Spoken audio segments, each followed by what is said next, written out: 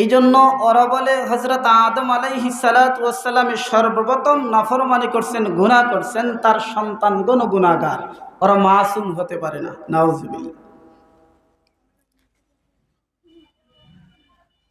প্রথম কথা হলো গুনাহ আর সওয়াব। গুনাহের স্থান আর সওয়াবের স্থান, নেকির স্থান দুনিয়া না জান্নাত? যারাই আছেন একটু কথা বলেন, দুনিয়া না জান্নাত? দুনিয়া। সওয়াব নেকি অর্জন করার স্থান দুনিয়া, গুনাহের স্থানও দুনিয়া, জান্নাত না। কবরে যাওয়ার পর কেউ যদি কিয়ামত পর্যন্ত কবরের মধ্যে নামাজ পড়ে, রোজা রাখে, কোরআন তেলাওয়াত করে, 4 পয়সার কোনো আল্লাহর কাছে দাম নাই। তাহলে বোঝা গেল কি, নেকি হোক আর বদি হোক, সওয়াবের কাজ হোক আর গুনাহের কাজ হোক, এর স্থান হলো দুনিয়া, আখিরাতে না, জান্নাতে না। তো হযরত আদম আলাইহিস সালাতু ওয়াস সালাম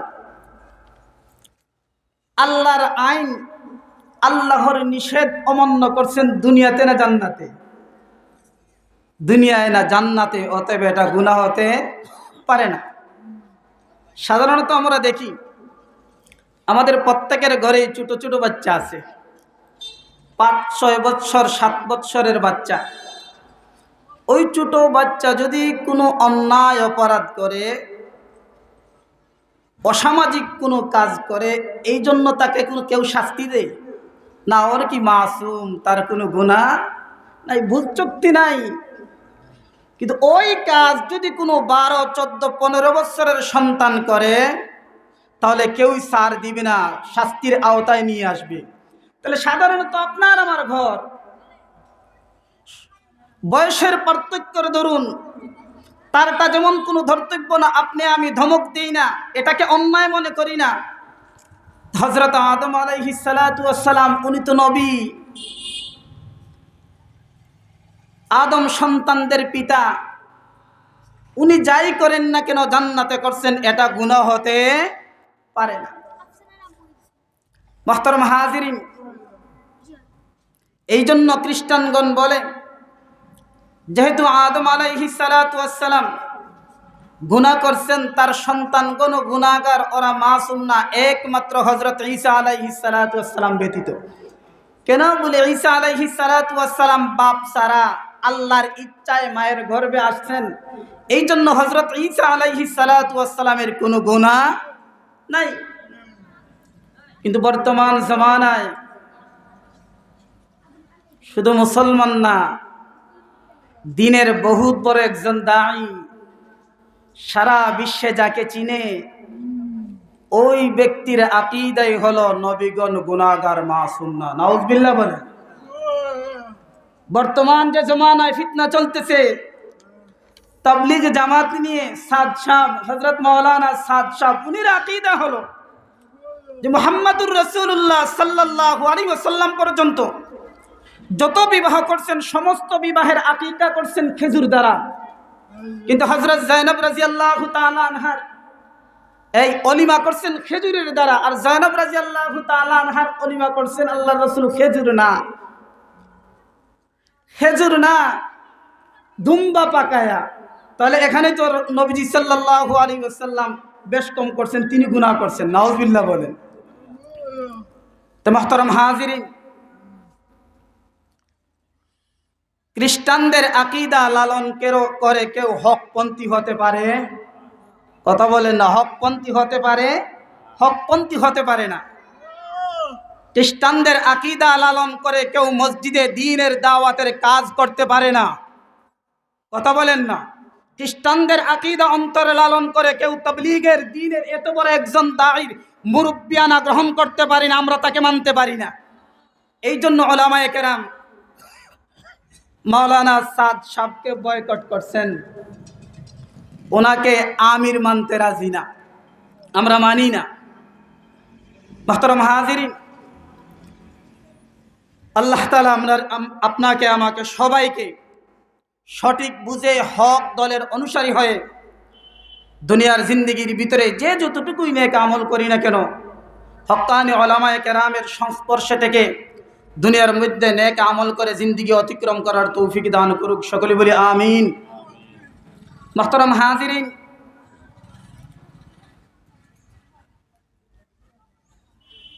আল্লাহর নবী সাল্লাল্লাহু আলাইহি ওয়াসাল্লাম যখন মৃত্যু শয্যায় শায়িত,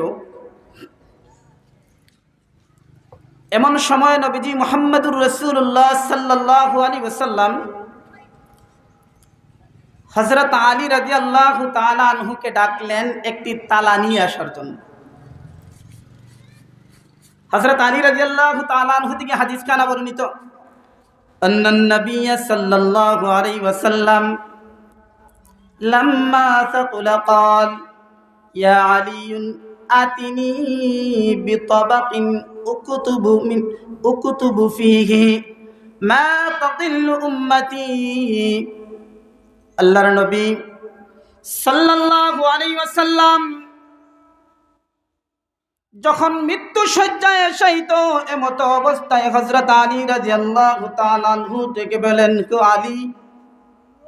ও আলী, একটি তালা নিয়ে আসো। কারণ তখনকার যুগে তো কাগজ আর কলমের প্রচলন ছিল না। কিছু লিখতে হলে গাছের ডালে, গাছের পাতায়, মাটির হাড়িতে লিখা হতো। এই জন্য আল্লাহর নবী সাল্লাল্লাহু আলাইহি ওয়াসাল্লাম আলী রাদিয়াল্লাহু তাআলা আনহুকে ডেকে বলেন, আলী রে, একটি তালা নিয়ে এসো, আমি যা বলি তা লেখো।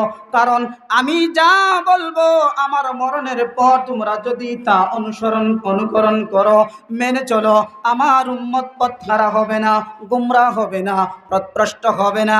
হযরত আলী রাদিয়াল্লাহু তাআলা আনহু দেখলেন আল্লাহর নবী সাল্লাল্লাহু আলাইহি ওয়াসাল্লামের অবস্থা খুবই খারাপের দিকে। তিনি মনে মনে ভাবেন, এই মুহূর্তে যদি আমি তালা আনার জন্য আল্লাহর নবী সাল্লাল্লাহু আলাইহি ওয়াসাল্লামের কাছ থেকে সরে যাই, হতে পারে এমনও ফিরে এসে আর নবীকে আমি নাও পেতে পারি। এই জন্য হযরত আলী রাদিয়াল্লাহু তাআলা আনহু আল্লাহর পয়গম্বরের নির্দেশকে তিনি মানলেন না। আল্লাহর নবীকে বললেন, ওগো নবীজি, আপনি কি বলতে চান বলেন, আমি স্মরণ রাখবো, পরবর্তীতে কোথাও আমি লিখে নিব। আল্লাহর রাসূল সাল্লাল্লাহু আলাইহি ওয়াসাল্লাম তখন হযরত আলী রাদিয়াল্লাহু তাআলা আনহুকে বললেন, as-salata waz-zakata wa ma malakat aymanukum। নবীজি মুহাম্মদুর রাসূলুল্লাহ সাল্লাল্লাহু আলাইহি ওয়াসাল্লামের জীবনের শেষ সময়ে অন্তিম মুহূর্তে হযরত আলী রাদিয়াল্লাহু তাআলা আনহুর কাছে বলে গেলেন, কিয়ামত পর্যন্ত আনেওয়ালা উম্মতদেরকে তুমি জানিয়ে দিবা, তারা যেন নামাজের হেফাজত করে, নামাজের প্রতি যত্নবান হয়, যাকাতের প্রতি খেয়াল রাখে, তাদের অধীনদের সাথে সৎ ব্যবহার করে। সুবহানাল্লাহ বলেন।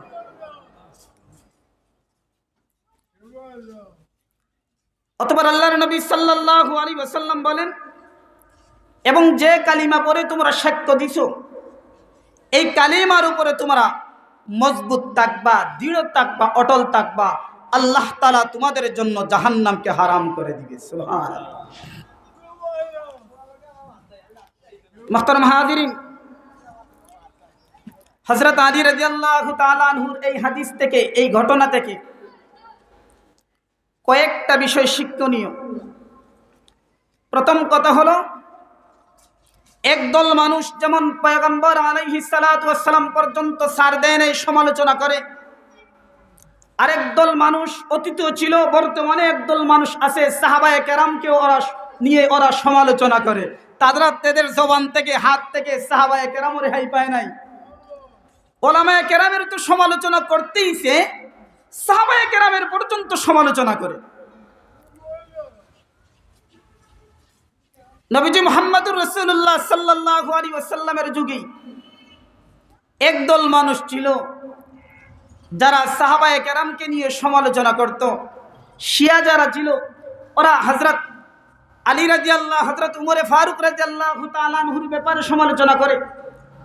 যেমন ভাবে নবীজি মুহাম্মদুর রাসূলুল্লাহ সাল্লাল্লাহু আলাইহি ওয়াসাল্লাম মৃত্যুর আগ মুহূর্তে হযরত আলী রাদিয়াল্লাহু তাআলা আনহুর কাছে তালা চাইছেন। ঠিক তদ্রূপভাবে মৃত্যুবরণের 3 দিন পূর্বে নবীজি মুহাম্মদুর রাসূলুল্লাহ সাল্লাল্লাহু আলাইহি ওয়াসাল্লাম হযরত উমরে ফারুক রাদিয়াল্লাহু তাআলা আনহুর কাছেও তালা তলব করছেন, তালা চাইছেন। কিন্তু শিয়াগণ হযরত আলী রাদিয়াল্লাহু তাআলা আনহুর ব্যাপারে সমালোচনা করে, প্রশ্নবিদ্ধ করে না। ওরা প্রশ্নবিদ্ধ করে হযরত উমরে ফারুক রাদিয়াল্লাহু তাআলা আনহুর ব্যাপারে। অথচ হযরত আলী রাদিয়াল্লাহু তাআলা আনহুর সাথে যে দিন ঘটনা ঘটছে ওই দিনই আল্লাহর রাসূল দুনিয়া থেকে বিদায় নিছেন। আর হযরত উমরে ফারুক রাদিয়াল্লাহু তাআলা আনহুর সাথে যে দিন ঘটনা ঘটে মৃত্যুবরণের 3 দিন পূর্বে আল্লাহর রাসূলের পাশে হযরত উমরে ফারুক রাদিয়াল্লাহু তাআলা আনহু বসা ছিলেন। তার কাছে আল্লাহর নবীর চাচা হযরত আব্বাস রাদিয়াল্লাহু তাআলা আনহু ছিলেন। নবীজি তখন বললেন, আলী একটি তালা নিয়ে আসো, আমার পর যাতে আমার উম্মতগণ পথহারা না হয়, পথভ্রষ্ট না হয়। আমি কিছু বলবো তুমি লিখে নিবা। হযরত আলী উমর ফারুক রাদিয়াল্লাহু তাআলা আনহু বারণ করলেন। যিনি জানিয়ে দিলেন, ওগো নবীজি 23টি বছর আপনি উম্মতের জন্য সব কিছু স্পষ্ট ভাষায় বলে গেছেন। কুরআনুল কারীম আমরার সামনে আছে, আপনার অবতীত হাদিস আমরার সামনে আছে। এগুলোর উপর যদি আমরা আমল করি তাহলে আপনার উম্মত পথহারা হবে না। হযরত উমরে ফারুক রাদিয়াল্লাহু তাআলা আনহুর উদ্দেশ্য ছিল এটাই, যদি এত জরুরি হয় আমি যদিও বারণ করি আল্লাহর রাসূল বারণ মানবেন না, বরং তিনি বলেই দিবেন, লিখেই যাবেন। যেহেতু আল্লাহর রাসূল সাল্লাল্লাহু আলাইহি ওয়াসাল্লাম উমর বারণ করার পর তিনি লিখান নাই, কোনো কিছু বলেন নাই, বোঝা গেল এত জরুরি না। এই বিষয়গুলি এর আগেও আল্লাহর রাসূল বহুবার বলছেন। কুরআনুল কারীমের মধ্যে আল্লাহ রাব্বুল আলামিন অসংখ্য অগণিতবার নামাজের তাকিদ দিয়েছেন, যাকাতের কথা বলছেন, অধীনস্থদের হক আদায়ের নির্দেশ দিয়েছেন। তাহলে এটা নতুন কিছু না। তাহলে আর যদি প্রশ্ন করতেই হয়, শিয়ারা যে হযরত উমরে ফারুক রাদিয়াল্লাহু তাআলা আনহুর ব্যাপারে প্রশ্ন করে যে নবীজি মুহাম্মদুর রাসূলুল্লাহ মৃত্যুর আগে খেলাফতের দায়িত্ব হযরত আলী রাদিয়াল্লাহু তাআলা আনহুকে দিতে চাইছিলেন, উমর বুঝে গেছেন, এই জন্য তিনি বারণ করছেন যাতে আলীকে খেলাফতের দায়িত্ব আল্লাহর রাসূল দিয়ে না যান, তিনি বাধা প্রদান করছেন। নাউযুবিল্লাহ বলে। কারণ এই খেলাফতের দায়িত্ব যদি আল্লাহর নবী সাল্লাল্লাহু আলাইহি ওয়াসাল্লাম হযরত আলী রাদিয়াল্লাহু তাআলা আনহুকে দিতে চাইতেন তাহলে 3 দিন তো এর মধ্যখানে মরণের আগে গেছে। উমরের সামনে হয়তো বলেন নাই, উমর বাধা দিছে, অন্যর কাছেই তো বলতে পারতেন। তাহলে বোঝা গেল কি শিয়াদের এই তুহমত অপবাদ এটা মিথ্যা, বানোয়াট। ঠিক তদ্রূপভাবে একদল মানুষ বর্তমান সমাজে এখনো আছে যারা মুসলমানদের পিছনে অহেতুক তুহমত আর অপবাদ রটনা করে। কথা বলেন, এটা সত্যিকার অর্থে আহলে হক মানুষের কাজ না, এটা বামপন্থীদের কাজ, ডানপন্থীর না। আল্লাহ তাআলা আপনাকে আমাকে সবাইকে বামপন্থীদের আকীদা থেকে হেফাজত থাকার তৌফিক দান করুক। সকলেই বলে আমিন। মুহতারাম হাজিরিন, আল্লাহর নবী সাল্লাল্লাহু আলাইহি ওয়াসাল্লাম শেষ সময়ে এই নামাজের কথা, যাকাতের কথা, অধীনস্থ লোকদের হক আদায়ের কথা বারবার বলে এটা বুঝাইতে চাইছেন যে সবচাইতে গুরুত্বপূর্ণ কাজ হলো এই 3টা। সবচাইতে গুরুত্বপূর্ণ কাজ। হযরত আলী রাদিয়াল্লাহু তাআলা আনহু থেকে বর্ণিত আছে যে নবীজি সাল্লাল্লাহু আলাইহি ওয়াসাল্লাম মৃত্যুর আগ মুহূর্তে তিনি জবান বন্ধ হয়ে গেছে, আওয়াজ শোনা যায় না। নবীজির যেন টুট মুবারক নড়তেছে। আলী রাদিয়াল্লাহু তাআলা আনহু বলেন, আমার কান নবীজির মুখ মুবারকের সাথে নাগালাম। তখন বীর বীর করে আল্লাহর রাসূল সাল্লাল্লাহু আলাইহি ওয়াসাল্লাম তখন বলতেছেন, আসসালাহ আসসালাহ আয-যাকাত ওয়া মা মালাকাত আইমানুকুম। সুবহানাল্লাহ। আল্লাহর রাসূল আওয়াজ বের হইতেছে না, তখন বলতেছেন, হে উম্মতেরা, নামাজের হেফাজত করো, নামাজের পাবন্দি করো, নামাজের পাবন্দি করো, যাকাতের প্রতি লক্ষ্য রাখো এবং তোমাদের অধীনস্থ লোকদের প্রতি তোমরা লক্ষ্য রাখো। আর হাদিসের ভিতরে আছে নবীজি মুহাম্মদুর রাসূলুল্লাহ সাল্লাল্লাহু আলাইহি ওয়াসাল্লাম বলেন, আল্লাহর হকের ভিতরে সবচাইতে গুরুত্বপূর্ণ হক হলো নামাজ। আল্লাহর বান্দার প্রতি যত হক আছে, এই হকগুলোর মধ্যে সবচাইতে গুরুত্বপূর্ণ হকই হলো নামাজ। কারণ নবীজি মুহাম্মদুর রাসূলুল্লাহ সাল্লাল্লাহু আলাইহি ওয়াসাল্লাম বলেন, কিয়ামতের দিন বান্দাবান্দির কাছ থেকে মহান রব্বুল আলামিন সর্বপ্রথম নামাজের হিসাব নেবেন। সর্বপ্রথম নামাজের হিসাব নেবেন। তাহলে বোঝা গেল কি সবচাইতে গুরুত্বপূর্ণ কাজ হলো নামাজ। আল্লাহর সবচাইতে গুরুত্বপূর্ণ কাজ নবীজি মুহাম্মদুর রাসূলুল্লাহ সাল্লাল্লাহু আলাইহি ওয়াসাল্লাম যে গুরুত্ব আরোপ করছেন, সাহাবায়ে কেরাম এই নামাজকে যতটুকু গুরুত্ব দিচ্ছেন, যত আহমিয়ত এই নামাজের, যত দিন গড়াইতেছে নামাজের আহমিয়ত মুসলমানদের অন্তর থেকে তত কমতেই আছে। এই জন্য তো দেখবেন দোকান ভর্তি মানুষ থাকে, কিন্তু আলহামদুলিল্লাহ মসজিদে আজা হয় মুসল্লিদের সংখ্যা এমন না। দোকানে আড্ডায় ব্যস্ত। এ তো গুরুত্বপূর্ণ এক কাজ, আহমিয়ত এক আমল। এই আমলটুকু আদায়ের জন্য আমরা যত্নবান না। অথচ ইমানদার মুসলমান যদি ময়দানে মাহশারে আল্লাহর আদালতে আপনি এই নামাজের প্রস্তুতি আটকে যাই, তাহলে আপনার আমার জিন্দেগিটাই বরবাদ।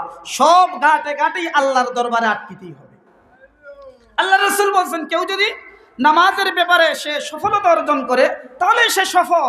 বাকিগুলো আল্লাহ এত ধরপাকড় করবেন না। আল্লাহ দয়া মায়া করে তার বান্দাকে তার আদালত থেকে মুক্ত করে জান্নাত পর্যন্ত পৌঁছেই দিবে।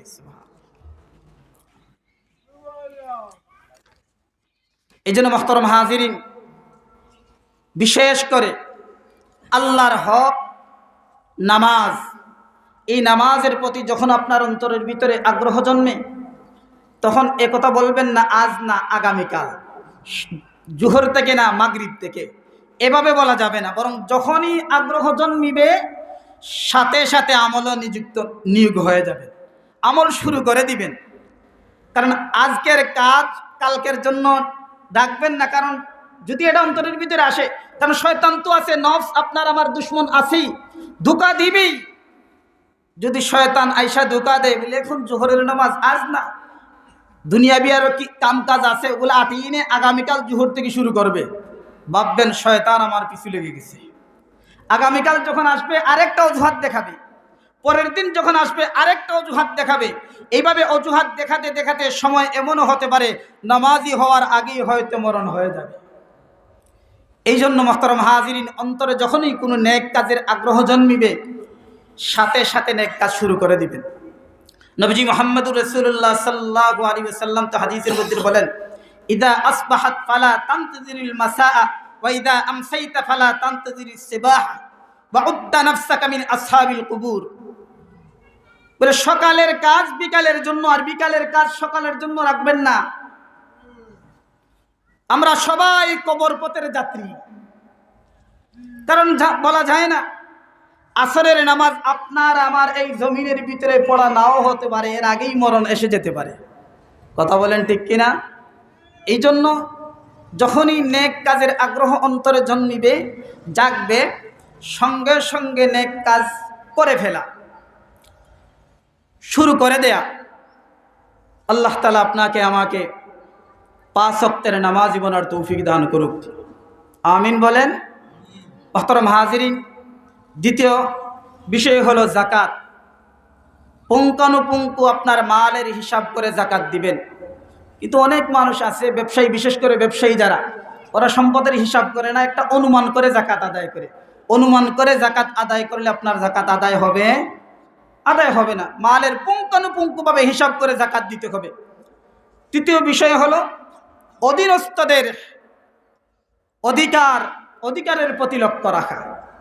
মুহতারাম হাজিরিন, আপনার আমার দ্বারা যদি আল্লাহর হক ভুলণ্ঠিত হয়, আশা করা যায় আল্লাহ চাইলে মাফ করে দিতে পারে। কিন্তু বান্দার হক যদি কারো কাছে থাকে, তাহলে আল্লাহর কাছে এই হকের মাফির আশা করা যায় না যতক্ষণ পর্যন্ত বান্দা মাফ করে না দিবে। এই জন্য আল্লাহর নবী সাল্লাল্লাহু আলাইহি ওয়াসাল্লাম মৃত্যু শয্যায় শায়িত থেকে বান্দার হকের প্রতি যত্নবান হওয়ার জন্য নির্দেশ দিয়েছেন।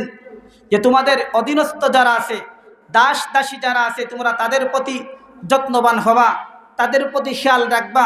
মোহতরম হাজিরিন, আল্লাহর নবী সাল্লাল্লাহু আলাইহি ওয়াসাল্লামের এক সাহাবী আল্লাহর নবী সাল্লাল্লাহু আলাইহি ওয়াসাল্লামকে বললেন, ওগো নবীজি, আমার গোলাম যদি কোনো অন্যায় করে, অপরাধ করে, আমি কি তাকে শাস্তি দেব না? তাকে কি শাস্তি দিতে পারি?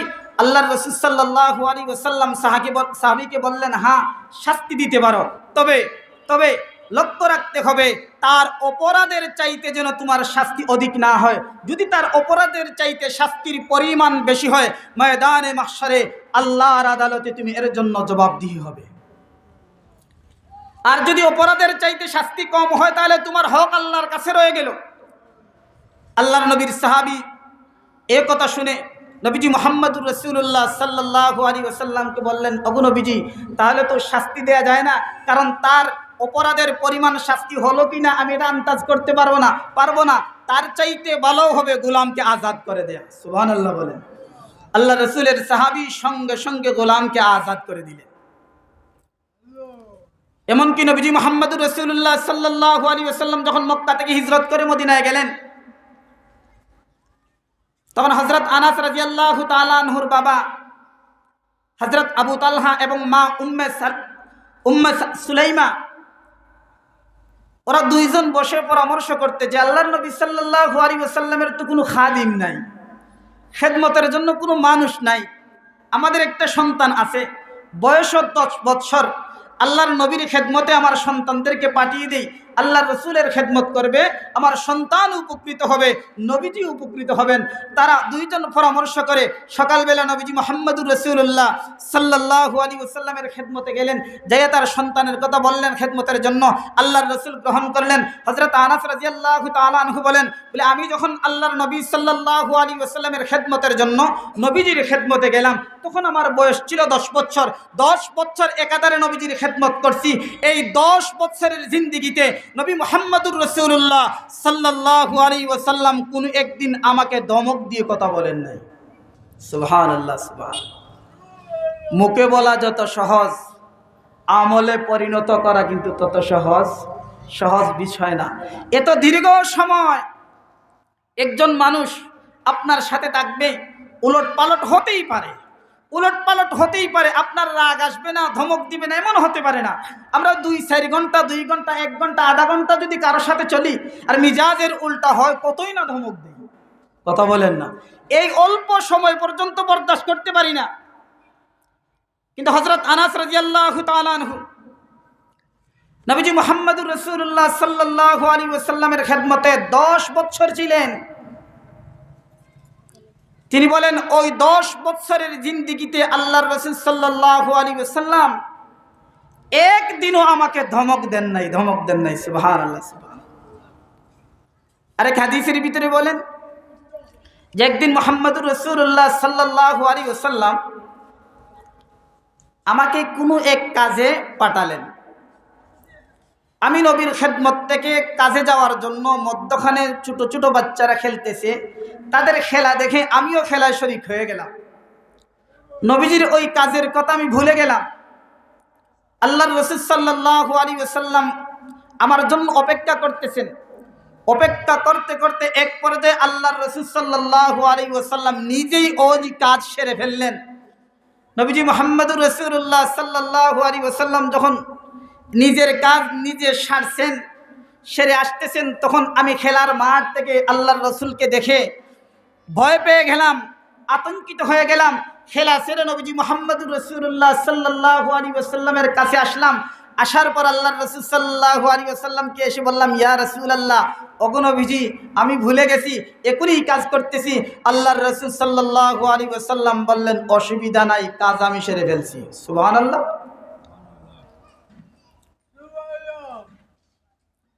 আল্লাহর রাসূল আনাস রাদিয়াল্লাহু তাআলা আনহুকে কোনো ধমক দেন নাই, কোনো কথা বলেন নাই, কোনো কিছু জিজ্ঞেস করেন নাই। শুধু তা না, হযরত আবু যর গিফারি রাদিয়াল্লাহু তাআলা আনহু, হযরত আবু মাসউদ রাদিয়াল্লাহু তাআলা আনহুর পাশ দিয়ে আল্লাহর রাসূল সাল্লাল্লাহু আলাইহি ওয়াসাল্লাম একদিন যাইতেছিলেন। তখন আল্লাহর রাসূল লক্ষ্য করলেন যে হযরত আবু মাসউদ রাদিয়াল্লাহু তাআলা আনহু তার গোলামকে শাসাইতেছেন, ধমক দিতেছেন, এমনকি তিনি আঘাত করার জন্য, প্রহার করার জন্য তিনি উদ্যত হলেন।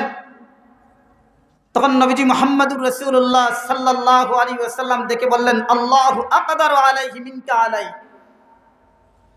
হযরত আবু মাসউদ রাদিয়াল্লাহু তাআলা আনহুকে আল্লাহর নবী বলেন, তুমি তার উপর যতটুকু ক্ষমতা রাখো তার চাইতে বহুগুণ আল্লাহ তোমার উপর ক্ষমতা রাখে। সুবহানাল্লাহ। তুমি যে তাকে ধমক দিতেছো, প্রহার করার জন্য উদ্যত হইছো, তুমি তার উপর যে ক্ষমতা রাখো তোমার উপর আল্লাহ তার চাইতে বহুগুণ ক্ষমতা রাখে। সাহাবী হযরত আবু মাসউদ রাদিয়াল্লাহু তাআলা আনহু আল্লাহর রাসূলের এই কথা শুনে তিনি লজ্জিত হলেন, সাথে সাথে তার গোলামকে তিনি আজাদ করে দিলেন। সুবহানাল্লাহ। শুধু তা না, নবীজি মুহাম্মদুর রাসূলুল্লাহ সাল্লাল্লাহু আলাইহি ওয়াসাল্লামের আরেক সাহাবী হযরত আবু যর গিফারি রাদিয়াল্লাহু তাআলা আনহু, হযরত আবু যর গিফারি রাদিয়াল্লাহু তাআলা আনহু একদিন তার গোলামকে ধমক দিতেছেন, শাসাইতেছেন, এমনকি শাসানোর প্রাক্কালে আল্লাহর রাসূল সাল্লাল্লাহু আলাইহি ওয়াসাল্লাম দেখে তার দিকে আর নবীজি সাল্লাল্লাহু আলাইহি ওয়াসাল্লাম বললেন, ইয়া আবা যাররিন ফীকা আমরুম মিনাল জাহিলিয়া। বলে, হ্যাঁ আবু যর, এখনো তুমি জাহিলিয়তের মতো আচরণ করতেছো। হযরত আবু যর গিফারি রাদিয়াল্লাহু তাআলা আনহু আল্লাহর রাসূলের এই কথা শুনে শুধু তখন না, অনেক দিন পর্যন্ত আল্লাহর রাসূলের এই কথাগুলি তার কানের ভিতরে বাজত। সাথে সাথে বাড়িতে এসে তিনি তার গোলামকে তিনিও আজাদ করে দিলেন। সুবহানাল্লাহ। মুহতারাম হাজিরিন, হাদিসের ভিতরে লিখেন যে হযরত আবু বকর সিদ্দিক রাদিয়াল্লাহু তাআলা আনহু, হযরত আবু বকর সিদ্দিক রাদিয়াল্লাহু তাআলা আনহু তিনি একদিন কোনো কারণবশত তার গোলামকে বকাঝকা করতেছেন। আবু বকর সিদ্দিক তার গোলামকে বকাঝকা করতেছেন।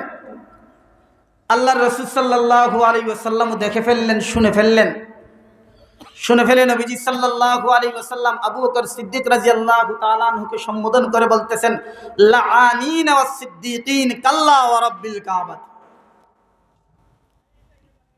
আল্লাহর রাসূল হযরত আবু বকর সিদ্দিক রাদিয়াল্লাহু তাআলা আনহুকে সম্বোধন করে বলেন, হে আবু বকর, লাআনিন ওয়াস সিদ্দিকিন কাল্লা ওয়া রাব্বিল কাবাতি, কাবার রবের শপথ, অভিসম্পাদকারী আর সিদ্দিক কখনো এক হতে পারে না।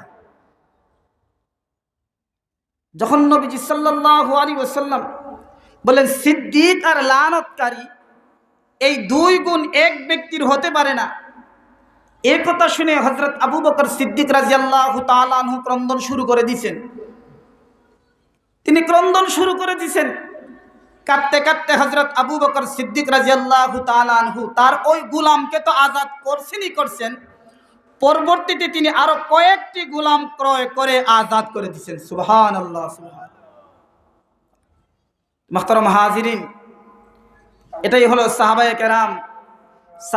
আল্লাহর রাসূল সাল্লাল্লাহু আলাইহি ওয়াসাল্লামকে অনুকরণ করছেন।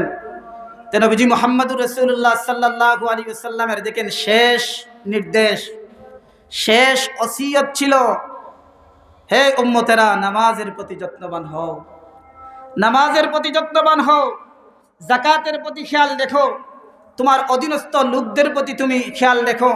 শুধু গোলাম হলেই খেয়াল রাখবা তা না, বরং তোমার দোকানে যদি কোনো কাজের লোক থাকে, বাড়িতে কোনো কাজের লোক থাকে, তুমি তার প্রতি যত্নবান হবে।